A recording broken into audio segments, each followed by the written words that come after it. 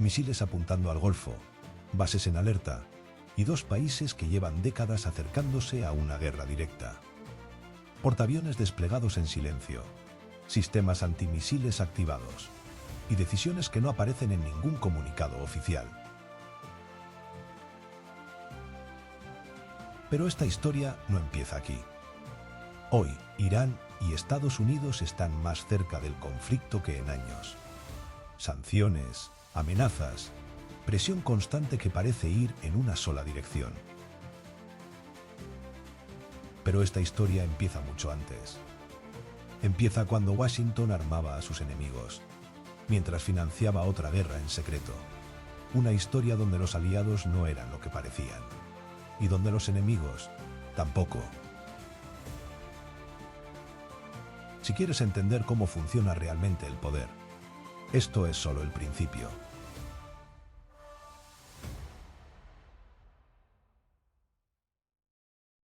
Para entender este conflicto, hay que volver a un momento en el que Irán no era una amenaza. Era una pieza clave. Durante los años 60 y 70, bajo el gobierno de Mohammad Reza Pahlavi, el Shah, Irán se convierte en uno de los aliados más importantes de Estados Unidos en Oriente Medio. No es una relación simbólica, es estratégica. Estados Unidos invierte en Irán, le vende armamento avanzado, entrena a su ejército, refuerza su economía, lo convierte en una potencia regional capaz de sostener el equilibrio en una zona crítica del mundo. Porque Oriente Medio no es solo una región más. Es el centro energético del planeta. Y dentro de esa región hay un punto especialmente sensible, el Estrecho de Hormuz. Para entender por qué esta región importa tanto, hay que mirar el mapa. El Estrecho de Hormuz no es un punto cualquiera. Es un cuello de botella. Una franja estrecha de agua por la que pasa una parte crítica del petróleo mundial. No hablamos de un detalle geográfico. Hablamos de una palanca de poder. Porque quien puede bloquear ese paso no solo afecta a un país. Afecta a la economía global, a la estabilidad energética. Y eso, en plena Guerra Fría, era inasumible. Un paso estrecho pero vital, por donde transita una parte enorme del petróleo mundial. Controlarlo no significa solo controlar una ruta marítima. Significa tener influencia directa sobre la economía global. Y en plena Guerra Fría, eso lo cambia todo. Estados Unidos necesita estabilidad en la zona. Necesita aliados fiables. Y el Shah ofrece exactamente eso. Un régimen fuerte, predecible y alineado con los intereses occidentales. Pero ese equilibrio tiene una debilidad. No depende de instituciones, depende de una sola figura. Y cuando esa figura cae, todo lo demás cae con ella. Irán no era un problema para Estados Unidos, era una herramienta. A finales de los años 70, ese equilibrio empieza a resquebrajarse. El régimen del Shah acumula tensiones internas, desigualdad económica, corrupción, represión política. La población empieza a movilizarse. Las protestas crecen, se organizan, se radicalizan. Y lo que parecía un sistema sólido empieza a desmoronarse, hasta que finalmente colapsa. El Shah abandona el país. It was the second time in his 37 years on the peacock throne that the Shah was forced to flee Iran. The first time in August 1953 when he was ousted in a brief parliamentary takeover. The CIA put him back in power 6 days later. But many observers believe today's departure will spell the end of the 59-year-old monarch's rule. As he and his wife, the Empress Farah, left Tehran, the Shah carried a small container of Iranian soil. He piloted an Iranian Air Force jet on a flight to Aswan, Egypt, the first stop toward his ultimate destination, the United States. Doug Sefton reports. The Shah of Iran today embarked on what could be his exile. There was little cheer or cause for it as the Shah and Empress stepped onto the foreign soil of this provincial airport. President and Mrs. Sadat greeted the royal couple as the Presidential Guard played national anthem. Y en su lugar emerge una figura completamente distinta. Roja Khomeini, un líder religioso, con una visión radicalmente opuesta. Y un mensaje claro: Irán no volverá a estar bajo influencia extranjera. Lo que antes era una alianza estratégica se convierte en una confrontación ideológica.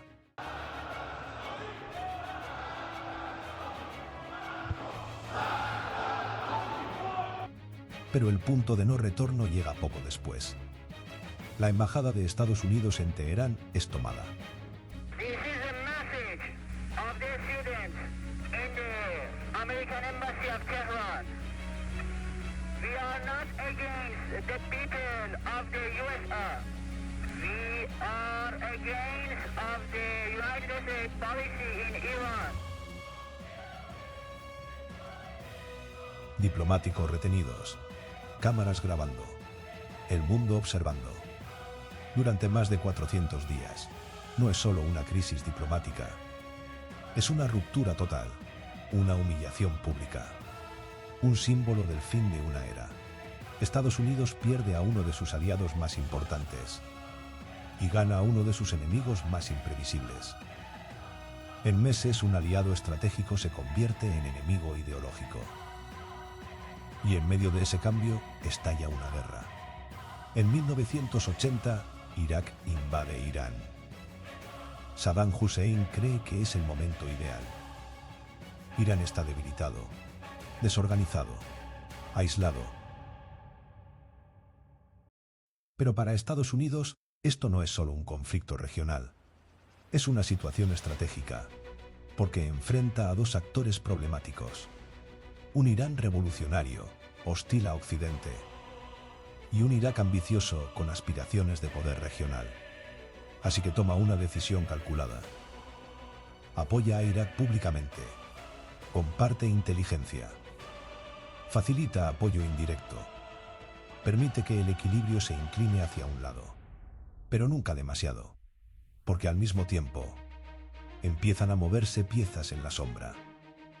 Contactos indirectos, canales discretos, mensajes que no quedan registrados. Porque el objetivo no es la victoria de uno, es el desgaste de ambos, una guerra larga, costosa, sin resolución clara. La guerra entre Irán e Irak no fue solo un conflicto militar, fue un laboratorio de desgaste. Ninguno gana. Y eso no es un fracaso, es un resultado. Porque mientras ambos se debilitan, ninguno puede imponerse. Ninguno puede dominar la región. Es una guerra que no se gana, porque no está diseñada para ganarse.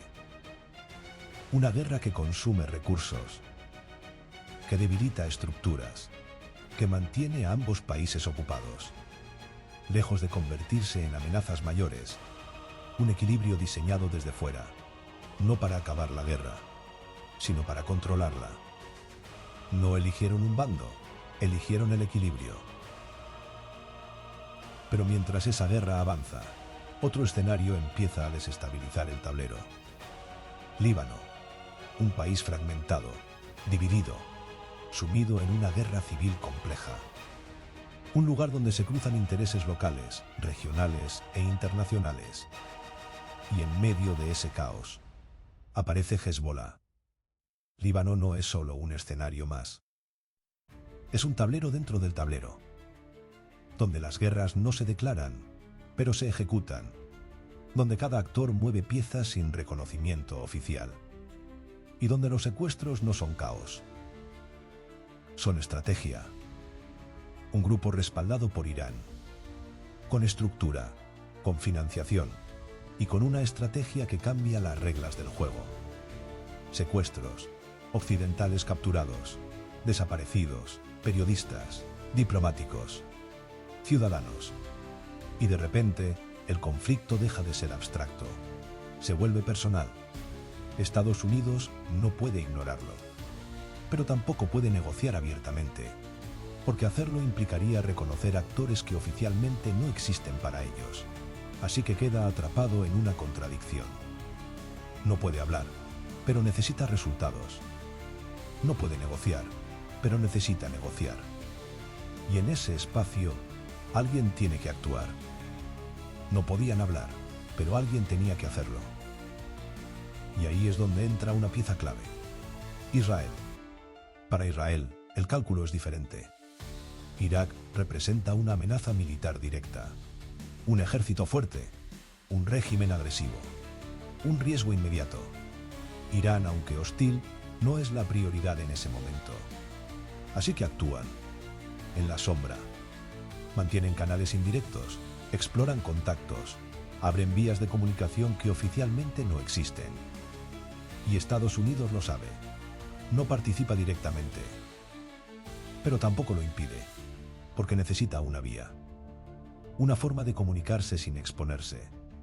Una forma de influir sin asumir el coste político. Una forma de negociar, sin negociar oficialmente. Estados Unidos no hablaba con Irán, pero sí sabía quién podía hacerlo. Y entonces todo empieza a encajar. Nada de esto aparece en ruedas de prensa. Nada de esto pasa por canales oficiales. Pero el sistema funciona. Armas que salen en secreto hacia Irán. Operaciones diseñadas para no dejar rastro. Irán que a su vez influye sobre Hezbollah. Rehenes que empiezan a liberarse. No todos, no de golpe, pero suficientes como para que el mecanismo continúe. Y mientras tanto, el dinero empieza a moverse. No sigue rutas normales, no aparece en presupuestos, desaparece y reaparece en otro lugar, porque alguien está coordinando todo esto. Lo que emerge de todo esto no es una operación aislada. Es una arquitectura, una red donde distintas guerras se conectan, donde recursos de un conflicto alimentan otro, donde nada ocurre de forma independiente. Alguien que conecta operaciones, que mueve recursos entre conflictos, que convierte una negociación puntual en una estructura permanente. Ese dinero no se queda en Oriente Medio. Cruza continentes, llega a América Latina, a Nicaragua. Look, the very first demand by the Iranians when I met with them in 1985 was a refund of the $400 million from the Shah, a down payment on weapons he'd wanted to buy. That's what they wanted from Jimmy Carter. That's what they wanted from me. You know, it turns out I was actually a better negotiator than John Kerry. We didn't send money to the Iranians. They paid us. I know. I was the one who had to sit down on the other side of the table with the likes of Ahmadinejad and Rouhani. What they wanted, first of all, was that $400 million. They got it from this administration. The Israelis shipped tows, and we got hostages and Iranian money. The tows were doctored so they wouldn't work, and we have an interpreter, thank God, who was there to confirm that. We used the money from the Ayatollahs to support a pro-democracy movement in Central America. Is that the right thing to do? Apparently there were a lot of people who decided otherwise. But we didn't have to do things like they did it.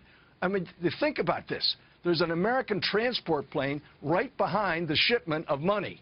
And they're telling me this isn't ransom? It defies reality. Why didn't somebody ask that at the press conference today? Nicaragua se convierte en otro frente. Un gobierno revolucionario, el Frente Sandinista de Liberación Nacional, toma el poder. Y Estados Unidos no quiere perder influencia en su propio hemisferio. Así que responde, pero no puede hacerlo abiertamente, donde otra guerra está en marcha. Un gobierno revolucionario, el Frente Sandinista de Liberación Nacional, ha tomado el poder. Y Estados Unidos no quiere perder ese tablero. Así que financia a la contra. Guerrillas, operaciones encubiertas. Pero hay un problema. El Congreso lo ha prohibido. La enmienda Boland establece un límite. Prohíbe financiar esa guerra. Pero el sistema no se detiene. Solo cambia de forma. Se desplaza fuera de los canales oficiales.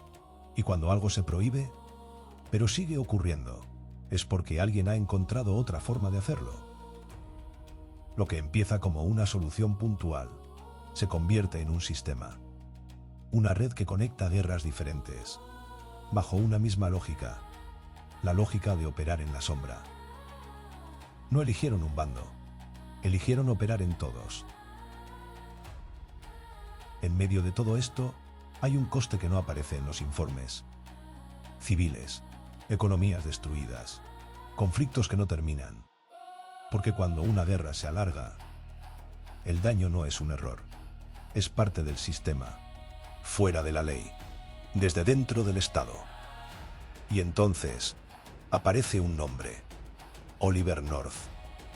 Hoy, Irán y Estados Unidos siguen enfrentados. Pero la lógica no ha cambiado. Conflictos indirectos, operaciones invisibles. El modelo sigue ahí.